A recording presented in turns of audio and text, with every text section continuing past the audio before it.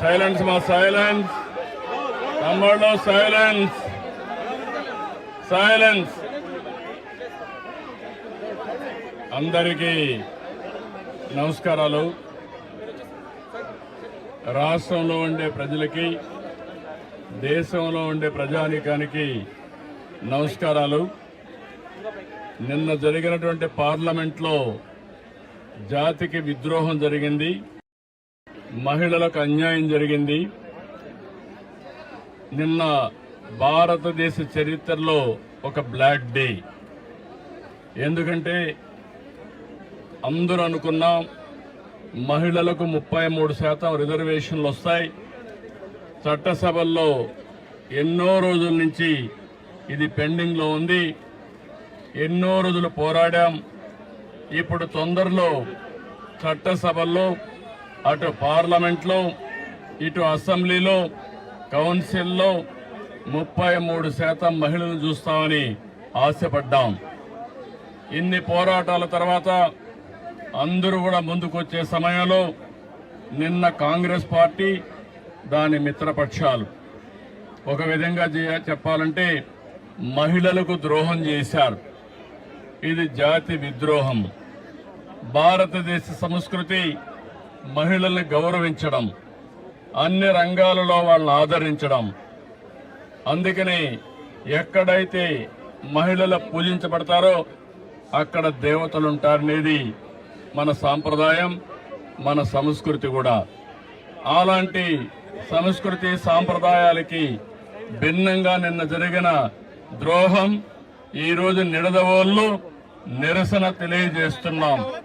ఇది ప్రారంభం మాత్రం, దీంతో ఆగదు. మొత్తం మహిళా లోకం ఒకటి కావడం ప్రతి ఒక్కరు కూడా గుర్తుపెట్టుకోవాలి. మన ఇంట్లో ఉండే ఆడబిడ్డలను గుర్తుపెట్టుకుని దేశంలో ఉండే ఆడబిడ్డలందరూ పైకి రావాలి, వాళ్ళ ఆత్మగౌరవంతో బ్రతకాలని నినాదంతో మనందరం ముందుకు పోవాల్సిన అవసరం ఉంది. దీనికి కుంటు సాకులు చెప్పారు. నిన్న చాలా స్పష్టంగా చిన్న రాష్ట్రాలకు నష్టం జరుగుతుందని మాట్లాడారు. కానీ ప్రధానమంత్రి గారు, అమిత్ షా గారు చాలా స్పష్టంగా చెప్పారు, దక్షిణాది రాష్ట్రాలకు అన్యాయం జరగదు, అదే మాదిరిగా నార్త్ ఈస్టర్న్ స్టేట్స్ కి అన్యాయం జరగదు, చిన్న రాష్ట్రాలకు అన్యాయం జరగదు. ఇప్పుండే సీట్లతోనే 50% యూనిఫామ్ గా అన్ని రాష్ట్రాల్లో పెంచుతామన్నారు. యూపీలో 50% పెంచితే ఆంధ్రప్రదేశ్ లో కూడా 50% పెంచుతారు. అలాంటి అనౌన్స్మెంట్ ఇచ్చి చట్టంలోని పెడతామని చెప్పిన వీళ్ళు రాజకీయ అజెండా కోసం ఈరోజు ఇలాంటి దుర్మార్గం చేసే పరిస్థితికి వచ్చారు. ఇది చాలా బాధాకరం. నేనైతే 3 దశాబ్దాలుగా దీనికోసం పోరాడుతున్నాం. పోరాడి సాధించుకునే ఈ సమయంలో దీన్ని మారుగా చేయడం అనేది చాలా క్షమించరాని నేరం అని కూడా మరొకసారి తెలియజేస్తున్నా. ఈరోజు ఆ పార్టీలు గుర్తుపెట్టుకోవాలి. ఏ ముఖం పెట్టుకొని రేపు ఆడబిడ్డల్ని ఓటు అడుగుతారని అడుగుతున్నా. ఆడబిడ్డలంటే అంత చులకనని అడుగుతున్నా. అంటే ఆడబిడ్డల్ని ఇంటి వరకే పరిమితం చేయాలన్న అహంకారంతో ఇలాంటి దుర్మార్గమైన కార్యక్రమానికి దోహదం చేశారు. అందుకే నిన్న ఒక విద్రోహ దినం, ప్రతి ఇంటికి తీసుకుపోవాల్సిన అవసరం ఉంది. ఈ రోజు మాత్రం ఇక్కడ ప్రారంభం. నేను స్వచ్ఛ ఆంధ్రప్రదేశ్ ప్రోగ్రాంకి ఇక్కడికి వచ్చినప్పుడు నేను మార్నింగ్ అనుకున్నాం, మిత్రపక్షాల ముగ్గురం కలిసి నేను వచ్చే మునిపే పవన్ కళ్యాణ్ గారితో మాట్లాడాను.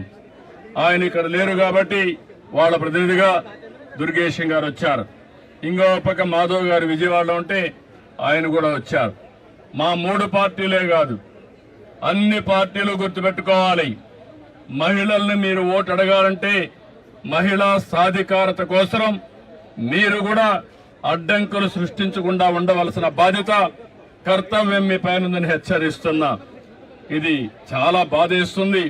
తెలుగుదేశం పార్టీ అయితే 2017లో ఆ రోజే చట్టంలో, మన అసెంబ్లీలో కూడా చట్టం తీర్మానం చేసి పంపించాం. ఇది 3 దశాబ్దాలుగా, ఒకప్పుడు కాంగ్రెస్ పార్టీ ఉన్నప్పుడు కనీసం అసెంబ్లీలో బిల్లు పెట్టలేకపోయారు. అలాంటిది 2023లో బిల్లు ప్రవేశపెట్టారు. కానీ సెన్సస్ చేసిన తర్వాత మళ్లీ దీన్ని అమలు చేయాలని చెప్పి నిబంధన పెట్టారు. కానీ 29కి మహిళలకు రిజర్వేషన్లు చేయాలనే ఆలోచనతో ప్రధానమంత్రి గారు ముందుకొచ్చి ఈరోజు సవరణ బిల్లు తీసుకొచ్చారు. అలాంటి సవరణ బిల్లుని వీళ్లు కావాలని డిఫీట్ చేయడం, దానికి దుర్మార్గంగా మనం చూస్తే రాజ్యాంగ సవరణకు 2/2 మెజార్టీ ఉండాలి. దాన్ని ఆసరాగా తీసుకుని నిన్నంతా వక్రీకరించే భాషలో మాట్లాడారు. మొట్టమొదటిసారిగా వీళ్ళు చూస్తే వీళ్ళు చెప్పింది దక్షిణ భారతదేశంలో ఉండే రాష్ట్రాలకు అన్యాయం జరుగుతుందని, నార్త్ ఈస్టర్న్ స్టేట్స్ కి అన్యాయం జరుగుతుందని, దానిపైన బేషరతుగా పార్లమెంట్ లో ప్రజల సమక్షంలో అందరికి అర్థమయ్యేట్టుగా చెప్తే దాన్ని వదిలిపెట్టి ఇంకా లేనిపోని సాకులు పెట్టి బిల్లుని డిఫీట్ చేయడం అనేది చాలా బాధేస్తుంది. నేను చూశాను, అపోజిషన్ పార్టీస్ అన్ని విర్రవీగిపోయారు. మేము ఇష్ట ప్రకారం చేస్తాం అనే విధంగా ముందుకు పోయారు. అంటే మీరు ప్రజలు ఎన్నుకుంటే చట్టసభల్లోకి వచ్చారు. అలాంటి మీరు ప్రజాహితం కోసం, మహిళా సాధికారం కోసం మీరు చట్టాలు చేయాల్సిందే పోయి మహిళా ద్రోహం చేస్తూ దేశ ద్రోహం చేసే పరిస్థితికి వచ్చారు. ఇది మంచి పద్ధతి కాదు. మహిళలంటే అబలులు కాదు. ఆ విషయం కూడా గుర్తుపెట్టుకోవాల్సిన అవసరం ఉంది. ఈరోజు పంచాయతీల్లో 50% ఉన్నారు, కాలేజీల్లో ఉద్యోగాల్లో 33% ఉన్నారు. ఎక్కడ మహిళలున్నా సమర్థవంతంగా పనిచేస్తున్నారు. అలాంటి మహిళలు చట్టసభల్లో కూడా వస్తే సముచిత గౌరవం జరుగుతుంది, అభివృద్ధి జరుగుతుంది, అందరికీ న్యాయం జరుగుతుందనే ఉద్దేశంతో ఈ బిల్లు తీసుకొస్తే ఎన్నో ఆశలు పెట్టుకున్నారు మహిళలందరూ. మళ్లీ కించపరిచే విధంగా, మహిళల యొక్క ఆత్మాభిమానాన్ని దెబ్బతీసే విధంగా ఈరోజు ఆ బిల్లును డిఫీట్ చేశారు. ఇది క్షమించరాని నేరం. దీనికి నిరసనగా ఈరోజు నిడదవోలులో ఈ ప్రారంభం ముందుకు తీసుకుపోతాం తప్ప వదిలిపెట్టే సమస్య లేదు. వీళ్లకు చేసిన ద్రోహానికి ఆ పార్టీలకి రాబోయే రోజుల్లో డిపాజిట్స్ రాకుండా చేయాల్సిన బాధ్యత మనందరిపైన ఉందని చెప్పి తెలియజేసుకుంటూ, అప్పుడే ఈ మహిళలకి న్యాయం జరుగుతుంది. వీళ్ళు ఒక విధంగా చెప్పాలంటే వీళ్ళ ఇంట్లో ఉండే ఆడబిడ్డలు కూడా పైకొస్తే చూడలేనటువంటి ద్వేషం వీళ్ళకుంది. అంటే వీళ్ళ ఆధిపత్యం అది పోవాలి. అందరూ సమానం. మన ఆడబిడ్డలను మనం గౌరవించకపోతే ఎవరిని గౌరవిస్తామని అడుగుతున్నా. కాబట్టి దీన్ని చాలా తీవ్రంగా ఖండిస్తున్నా, గర్హిస్తున్నా.